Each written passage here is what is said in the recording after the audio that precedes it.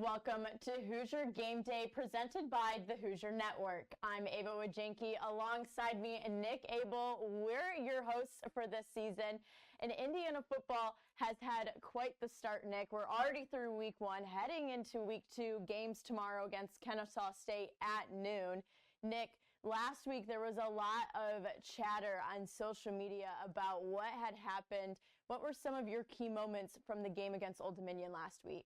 Well, the Hoosiers didn't get off to the way they wanted to start, obviously. First play from scrimmage, Colton Joseph, 75-yard touchdown for Old Dominion. But thankfully, the Hoosiers got back to where they needed to be to win the game, but it wasn't the cleanest performance. Curt Cignetti said so in the press conference, and that was kind of the overall feeling from the fan base from the rest of the day. Yeah, absolutely. And there were a lot of key moments from that game, despite a little bit of iffy play sometimes, and we'll get into that later. But I think one of the biggest moments, at least offensively, was the touchdown return from Jonathan Brady. He talked to us about that after the game, and he said, he just blacked out, Nick. It was just such an exciting moment. And I really, it's good to see guys from Indiana making those big plays, and that some of that is carrying over from last year. Now, we really need to break into this offense. I would say at times it looked a little bit awkward. People online were using the word vanilla. It is week one. What was your opinion on that? For most of the offensive sets, I was honestly okay with how it was played. They dominated the line of scrimmage. They ran for over 300 yards. Hemby had over 100 on the day. They used all three running backs. Mendoza looked the part for most of the game. Yeah, there was a drop ball that would have given him a 50-plus yard touchdown. Obviously, the big issue was the red zone. They had 6 red zone trips and scored 2 touchdowns off of that, including a fumble by Lee Beebe on the 20-yard line, and then they got stuffed on the goal line. So you just got to get a little bit more focused, and the execution will come, I think, for this team. It's just going to take a little bit. People have to remember the team that we remember last year, that college football playoff team that, when they show the players on the board for Pro IU, Curtis Rourke got a standing ovation. It took them weeks to get to that point that we remembered them to be. And so I feel like give them a grace period and they're going to get there.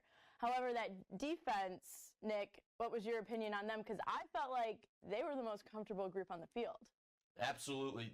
Outside of 2 75-yard plus touchdown runs, just 2 missed assignments, Old Dominion didn't have a play on the plus side of the 50 the entire second half.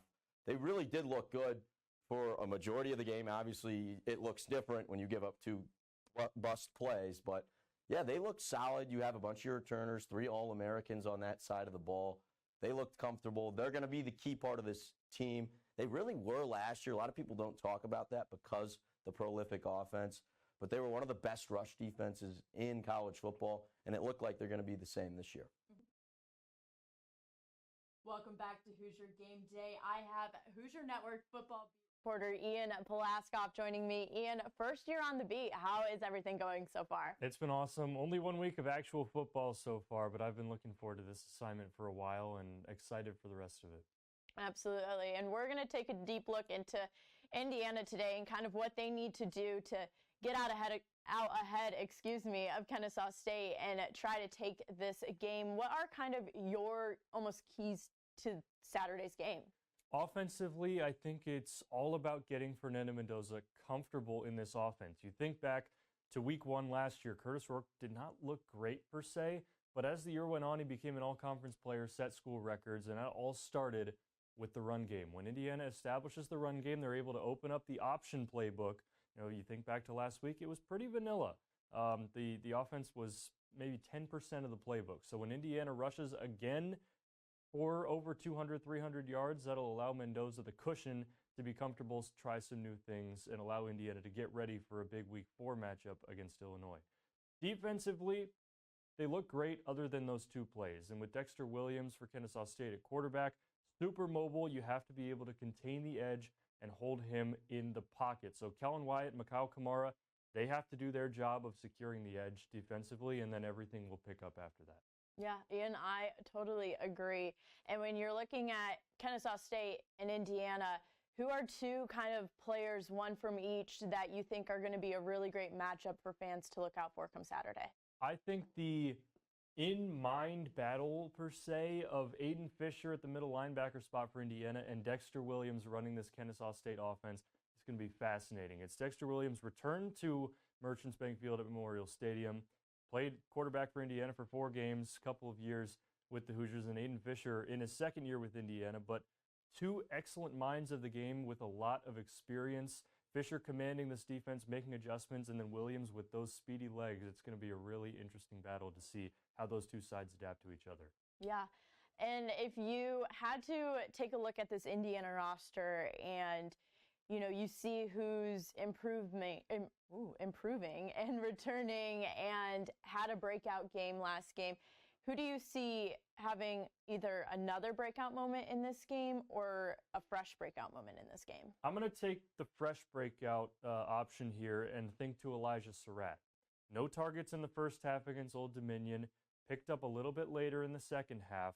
I think he's going to have a big game against a weaker Kennesaw State secondary compared to Old Dominion. Elijah Surratt's one of the best receivers in the country, and he's going to break out at some point. I think that's this week. So, Ian, the Waffle House is going to be open? It's going to be open 60 minutes on Saturday. Glad to hear, Ian. Well, we'll have to see about that. For our next segment, when we come back, Nick and I will be reviewing Kennesaw State. With Kennesaw State rolling in on Saturday at noon, it's a new opponent for Indiana. And, Nick, we talked earlier in the show about Indiana needing to be better in the red zone and amongst other pieces. Where do you see Kennesaw State potentially giving the Hoosiers some trouble? I see a bit of a problem with actually their defense. They played a Power 4 opponent in Wake Forest and held them to 10 points and really should have won that football game if their kicking game would have been a little bit better. They've got the talented Dexter Williams, as Ian mentioned.